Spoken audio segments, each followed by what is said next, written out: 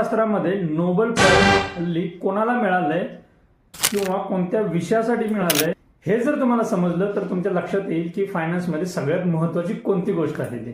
नमस्कार मित्रांनो, व्हिडिओ शेवटपर्यंत पहा. अतिशय महत्त्वाची इन्फॉर्मेशन मी तुम्हाला सांगण्याचा प्रयत्न करत आहे. अर्थशास्त्र म्हटलं की आकडेमोड, आर्थिक सिद्धांत, मग त्या सिद्धांतातून येणारा तो निष्कर्ष, हे सगळं आकडेमोड आहे असं काही वर्षापूर्वी वाटत होतं. आणि त्याच अनुषंगानं काही वर्षापूर्वी याच काही सिद्धांत मांडलेल्या लोकांना नोबेल पुरस्कार दिला जायचा. म्हणजे त्यांनी काहीतरी एक भरीव समाजासाठी महत्वाचं रिसर्च केलेला आहे असं समजून त्यांचा तो गौरव केला जायचा.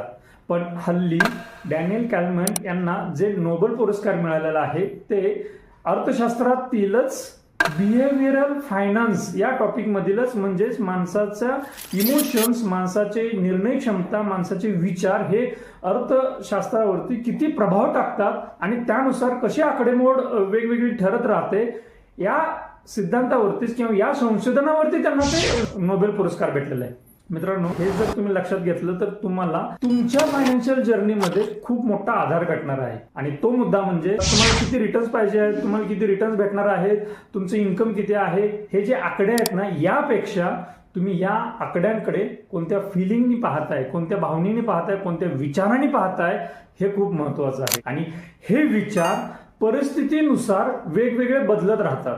म्हणजे पगार आल्यानंतर महिन्याच्या सुरुवातीला कशा पद्धतीने खर्च करतो, महिन्याच्या एंडला कशा पद्धतीने खर्च करतो, हे सगळे जे विचार आहेत हेच कारणीभूत ठरतात आपल्या आर्थिक प्रगतीत. आकडे हे नंतर येतात, विचार हे पहिल्यांदा येतात.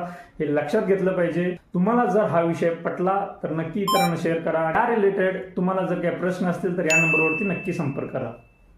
धन्यवाद.